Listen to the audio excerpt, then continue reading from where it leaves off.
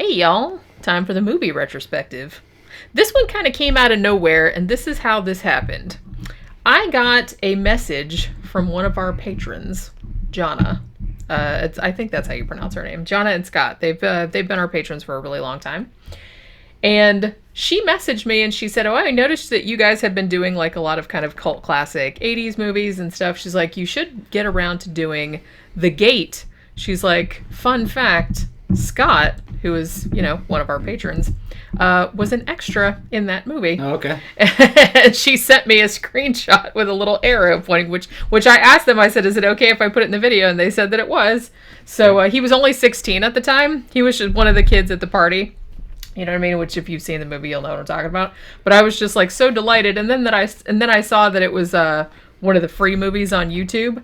So I said, well, why not? I had another movie scheduled for this week, but I said we can switch it out. So we'll do The Gate for this week, and because I had seen it a bunch of times when I was a kid, and I really enjoyed it, and Tom had never seen it. No, I saw it sitting like unbelievably. I saw it it was sitting up on like the shelves at like Blockbuster and other places where you could rent videos. I would see it all the time. Actually, they had it at the local corner store in Mississippi. When I would go down and visit my dad. It was there forever, because they were renting videos out, and I never fucking rented it. And seeing it, I should have. You would think that would be like right up your alley. Although you might have been, maybe it was 87, so you might have been slightly too old for it. Maybe. No, I didn't know anything about it. Oh, okay. I just saw the cover. And I was like, that. I don't think I like that one. That one looks cheap. You know what I mean? I didn't know, didn't know anybody in it. Right. And I was just looking back. Looked at the back of it. You know what I mean? And I was like, who are these people? You know what I mean? Who are these people? Yeah, who are these people? What movie is this? I never heard about this movie. It wasn't like like a movie with Jeffrey Combs or anything. You know what I mean? So I just didn't think it was gonna be any good. So I never rented it, but watched it, and it was real good. Real good. It was kind of like something Spielberg would have made. Kind of like I thought at the time it kind of had a similar tone to Poltergeist. Yeah, it has a very Poltergeist-y type of vibe. Yeah, mixed with kind of like, I don't know, Gremlins or something. Yeah, it definitely falls in that, and I think this is why a lot of 80s horror kids remember it so fondly. Not only because it's a really good movie, but also because it falls right in that sweet spot where it's like a horror movie, but kids can still watch it. Yeah. You know what I mean? But kids can watch it, but it's not like lame. I remember thinking it was going to be like really low budget, like a really super low B movie. That's what I thought it would be like. But I saw it had great special effects. It was a good movie for its time. The stop motion in this is still outstanding. Yeah, all practical effects. Yeah. But I didn't know at the time, so I never rented it. Yeah. And it's because it wasn't a Hollywood movie. Hollywood didn't talk about it. Yeah, it's a Canadian American co-production. Right, so it didn't get any promotion in the United States. Although it actually in the U.S. when it came out, it was second, I think, and it made quite a bit of money because this only cost $2.5 million to make, amazingly, which was pretty cheap even for '87 when it came out. But it's just such a great fucking, and also this was Stephen Dorff's first movie. He was just a little kid in this. I don't know how old he was when he was in this, maybe like 11 or 12 or something, which we couldn't figure out how old he was. Obviously he went on to be in Blade. He was in Cecil B. Demented. He was in like all these other kind of fucking movies. And so this was his first one. And all the acting in this is actually really good. I was watching a couple other, because Brandon Tennell did a review of this on his Canucksploitation, because he's Canadian, so every year he does a Canadian film festival like 1 month. And I also saw it on Red Letter Media's review. They did one on it as well. And they were talking about one of the coolest things about this movie, other than it falling into that really like, I don't want to say kid-friendly horror, even though that's kind of what it is. Like you said, it's kind of like Gremlins or Poltergeist or Monster Squad or something like that. This is probably scarier than Monster Squad. Yeah, I was gonna say, we're calling it kid friendly. Not really. It wouldn't be considered kid friendly by today's standards. It's PG-13. It's PG-13, but It's quite hardcore, actually. It's pretty gory for a kid's movie. For having kids in it. And, there's a lot of strong language that you couldn't get away with today in it. And it was very different because an American version of some shit like this would be like Goonies or, or something like the Gremlins. And the kids don't really go... In the American versions, the kids don't really go up against any kind of serious threat or any kind of serious challenge, really. And they get out of shit quite easily. In this one, man, the kids fucking suffered, man, fighting demons and shit.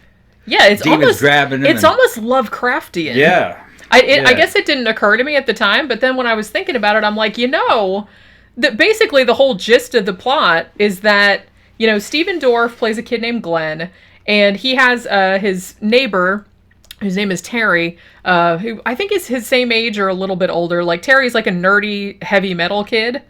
And Glenn has an older sister who is 15 or almost 16. Their parents go out of town for the weekend or whatever, and the sister, Alexandra, or Al as she's called, insists that she is old enough to not need a babysitter. She can look after Glenn, she can look after the kid and everything like that. So the parents decide to let them stay all weekend by themselves. And it turns out that they sort of accidentally summon some demons from a hole in the backyard where a rotten tree was pulled out. Yeah. With the help of... That's the thing. It's like they find a geode and they crack it open. And I think what ends up happening, they don't do it on purpose, but it's like the kid next door, Terry, he has this this album. This is like the age of like the satanic heavy metal and stuff like that. So it's kind of this cool album design. And this band, I guess, I can't remember what they were called, but it was like some kind of funny name that started with an S. But it has like, the album has this booklet in it called The Dark Book, which I guess is kind of like an equivalent of the Necronomicon. And it says how to summon demons, and Terry's like, the band, they're European, and my dad brought me this back from Europe and stuff, and like this band only made one album, and they all died in a plane crash, just like Leonard Skinner, I guess, or whatever. And so sounded like Spinal Tap. They did, actually. Yeah, it sounded a little bit like Spinal Tap. Yeah. But yeah, so there was that whole thing. So they end up, like, a whole bunch of stuff happens that, like, accidentally summons the demons from this hole in their backyard. Like, I think, like, Glenn, like, gets a splinter in his finger and it gets blood in there. They play the record and now it's let like me stop you right here. All right. To the younger audience, this might sound really fucking far out and, like, really outlandish, but you have to understand that during this era, there was no social media. If you were young, social media was actually this music, and sometimes like Circus Magazine, which was about damn rock music. Yeah, I remember that. And it depended on also what ethnic group you were. Rap was kind of a similar scene. If you were black, you were up with the fucking rap bands and all the drama that was going on between them, and you knew everybody's personalities. And they had fucking magazines dedicated to it, kind of like martial arts and wrestling. Well, in the fucking heavy metal scene during this time, you would sit there in your room as a kid and listen to a whole fucking album, every song back to back, and you'd sit there and look at that damn album cover listening to it. Because chances are, you couldn't, so you had MTV, when you were older and shit, but you probably couldn't be jamming out too much with MTV, or MTV wouldn't be playing your black metal albums. Yeah. You know what I mean? So you had to just look at the damn album and fucking listen to the damn music and try to, go through all the lyrics. Well, the guys that had these bands knew you were doing that, so they would put all kinds of outlandish shit in the fucking album cover and in the lyrics, and all these fucking secret messages and hidden messages. And it got to the point to where you, as a fucking heavy metal kid, went out of your way to go look for these fucking messages, and you probably were just inventing messages. Well, probably. You're reading into shit. Because if you play stuff backwards, like it's like audio pareidolia, where it sounds like something, but it's probably nothing. So when you're seeing this movie, and you're seeing this kid get into this music and this album cover, and because he looked at the lyrics too long and did this and that, and it actually brought demons out, you're like, well, yeah, of course. I've been trying that shit for fucking years. It finally fucking worked. That's what you're talking about here. And it was just a different time. Yeah. No. Well, and I think too one of the other cool things about this movie, I really liked that they nailed.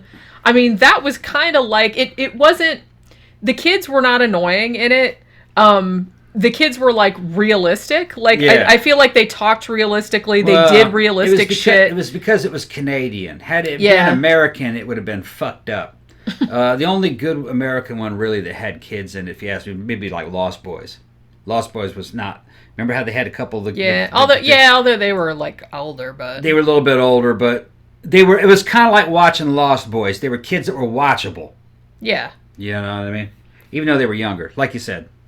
And so I like that they did that. They didn't make them, and like you said, they were actually in danger. I mean, some messed up stuff happens in this movie, and I've heard that people that saw this when they were kids back in 1987, like some of the shit in there like stuck with them like forever. Like one of the particular things with where Glenn, Stephen Dorff's character, when I guess the demon, I guess I didn't get this the first time I watched it, but when we were rewatching it, that it seemed like, why didn't the demon take him or kill him?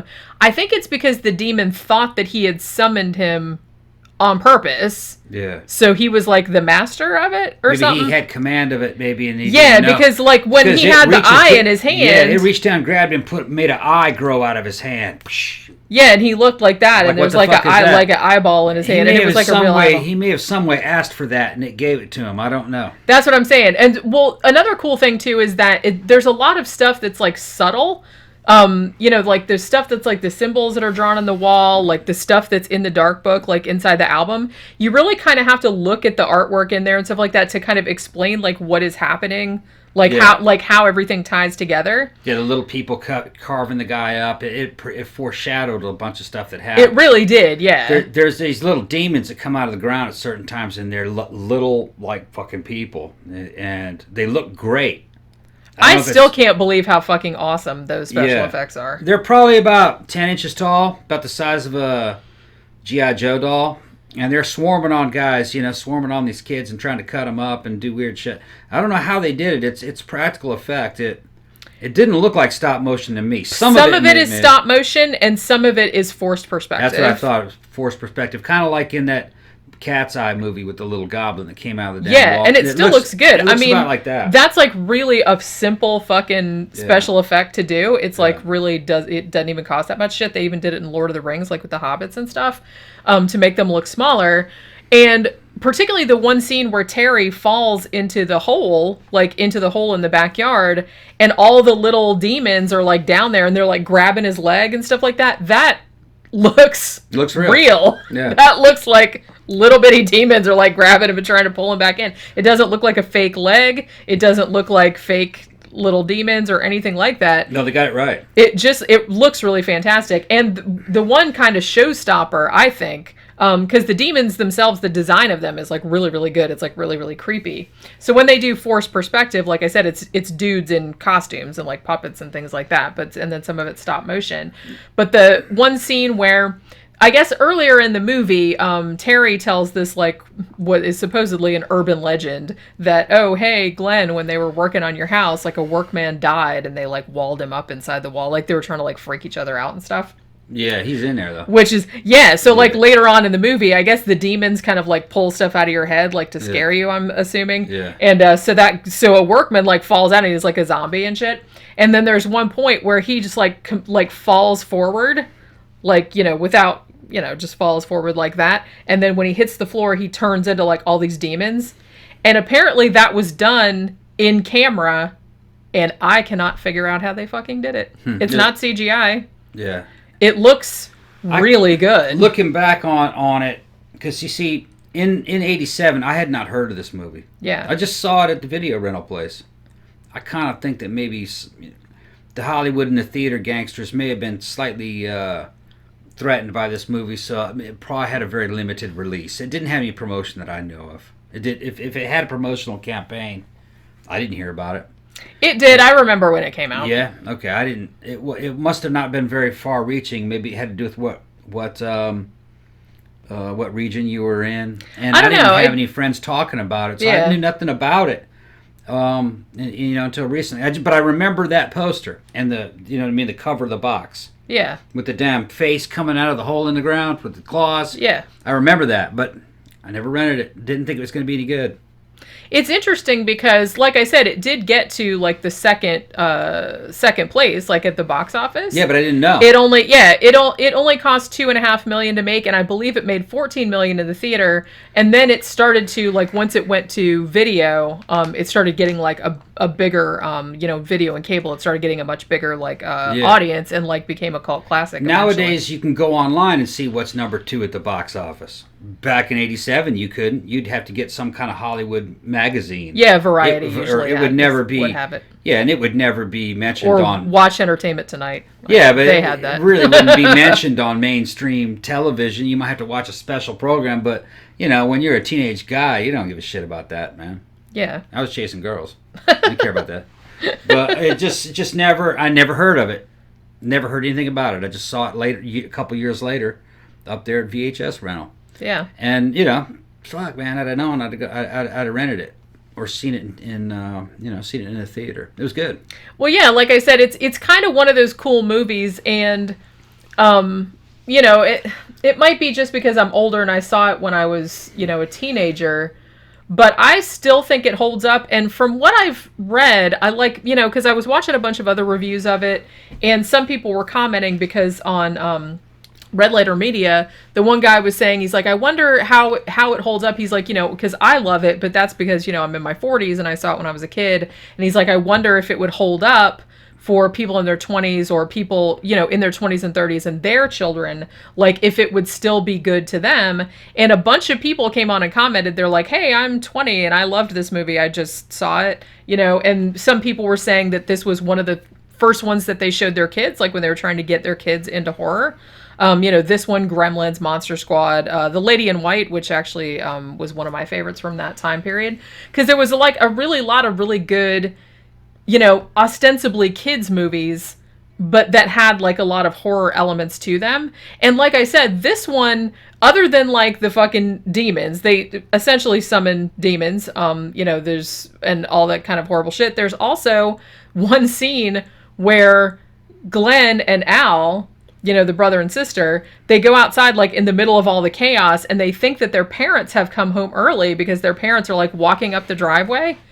And then the dad like picks up Glenn by the neck saying like, you've been bad. Yeah, and then Glenn like sticks his fingers through his dad's face. Yeah. And then like all this fucking shit comes out, and then he pulls his dad's head off. Yeah. And it's like all this fucking gory ass shit in like a fucking kid's movie, which I just thought was like really, really funny. But as I said, I think that's kind of why a lot of people have, nostalgia for a lot of these 80s movies, is because even though it was a kid's movie, there was shit in it that when you were a kid, you're like, oh man, I probably shouldn't be watching this, kind of thing. It was like, it was scary, but that's kind of what kids like that. So, you know what I mean? It was just kind of the same with Poltergeist, with like the guy like going to the bathroom and tearing his face off, and like the chicken with all the maggots on it and stuff like that, where it's just had these couple scenes where you're like, wow, that's pretty fucked up for like a PG-13. One of the things I noticed that I liked about it was that they got the fashion right. A lot of times in a late 80s movie, like in 87, they'd have the people dressed up, but they were dressed up in clothes that you wouldn't see on the street in 87. They were more like costumes or something that some fashion designer, like product placement. You know what I mean? People didn't really dress like you actually dressed. But in this movie, they did. Yeah. The girls, especially, the way they had their hair crimped and the fucking... The one girl that had the bangs like sticking up like that. It looked crazy, but you know what? I knew a girl in high school that had hair almost exactly like that. Except it was long and not hers. Like the girl in the movies was short and she had like the bangs like that. But I knew a girl that had bangs. In 87, I was in the downriver area, downriver of Detroit, in Michigan, and this is a Canadian movie, and that's how they all looked. Yeah. In the Michigan area too, that the fashion was the same in 87. Those damn colorful flowered shirts, the weird fucking the neon colors.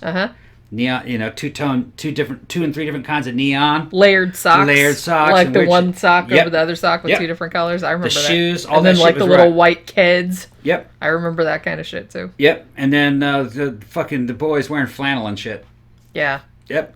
But yeah, they did a really good job. It's like, you know what I mean? This really does seem like it was written by someone who, you know, knew a lot about kids, because it wasn't like talking down to kids. Yeah. And, you know, like I said, the kids were not annoying. They actually had to, like, you know, man up and, you know, get dad's shotgun, get all this other kind of shit, and, like, get rid of all this, like... Yeah, they actually had to fight. Right, and it's like, it was really, really awesome. And I liked, too, I liked the relationship between the brother and the sister, and how that was kind of like the heart of the story, but they didn't, like, smack you over the head with it. You know what I mean? Like, the whole point of him having to, like, for him to defeat the demon, he had to use, like, the rocket that was, like, a symbolic of his relationship with his sister, because he'd given it to her for her birthday, and she was growing up, and he didn't want her to grow up because they had hung out, and now she was getting too old and wanted to be like go do girly shit at the mall, and he was kind of bummed out about it. So that whole kind of dynamic played into it, but they didn't oversell that. It was just very, very subtle, like you know what I mean? And I really like that they didn't just smack you on the head with, like, how fucking heartwarming the shit was. It was just, it was there, but it wasn't, like, made a big deal out of. You're basically dealing with a movie that is a Canadian equivalent of a Spielberg flick, but I would say a little bit more of a harder edge to it. It can hold its own against a Spielberg flick of that time, especially when you consider how cheap it cost to make it. I still can't believe that it was only $2.5 million. It's definitely punching away above its weight. Especially considering how fucking awesome that stop motion looks, how awesome the little demons look. Yeah. Even the really big demon, like at the end, that has like the arms. He was essentially like a much larger version of the little ones, except he has like more arms and more tentacles and more eyes and stuff. Even that looks fucking great. And the score is kind of like something out of a Spielberg flick. It has that tone. It has that... Yeah, it's like a suburban kind of thing where kids, tone. Like, accidentally, like, through really no fault of their own, you know, get in this horribly Lovecraftian, world-ending situation and have to, like, you know, use their wiles to get out of it. Like, they can't escape from it, and they have to, like, kind of pull together and figure out what to do about it. Reminded me a lot of Poltergeist, kind of like Canadian. Yeah, it is very much like that. Like, tonally, it is very much like that. And even like the house, even though this was shot in Canada, you know, the house, the neighborhood, the whole like middle class kind of suburban family, that whole dynamic is the same. So it's funny because, and Brandon makes a lot of jokes about this too, because he's Canadian, and he's always like, a lot of the Canadian movies at the time, they didn't really want you to know that they were Canadian, I guess because they thought if it was American, it was like a much wider audience. So they'd always kind of try to do shit like put little American flags, like they did in Black Christmas, like they put the little American flag on the cop's desk and shit like that, even though every now and then, this one you probably wouldn't know it was Canadian. Every now and then, like, somebody says a boot or something, and it's, like, just very subtle, and you're like, oh, I got that. It could almost be Michigan, though. Yeah, you wouldn't really know, like, if you weren't paying attention. Yeah. But, yeah. Michiganders have a slight Canadian accent, a little bit. Yeah, I've heard them talk, so it's like I kind of know where they're coming from.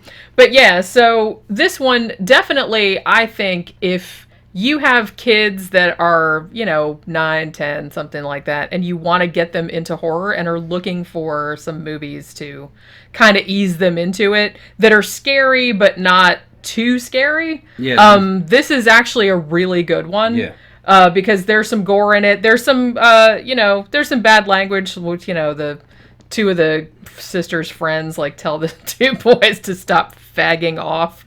Yeah. To which he replies, he says something like, suck on my nose till my head caves in, or something like that. And I was like, okay. But yeah, so there's, you know, there's some bad language, and there's some kind of like language they probably wouldn't use anymore. And but you know, there's some gore and stuff. It's a movie of its time. But it's got like a really good message to it, and if you have a kid that's like super into or wants to get into horror and, you know, and looking for something that's scary but not too scary, this is actually a really good one. Like I said, I would also recommend The Lady in White if you're really into like more like ghost story type stuff, like not so much gory stuff, like mystery ghost stories. We'll have to review that too, because that's a really good one, and I really liked that when I was growing up as well. But yeah, so definitely check this one out if you haven't seen it. It's free on Tubi. It's free on YouTube. You can see it lots of different places. And I definitely recommend it. It's even way better than I remembered because I hadn't seen it for many years. And I had it was on the list, but I decided to pull it up just because Jana and Scott said that they wanted to see it and said that Scott had been in it. So that's why I'm going to put the picture in there too with the little arrow. But yeah, so definitely check it out.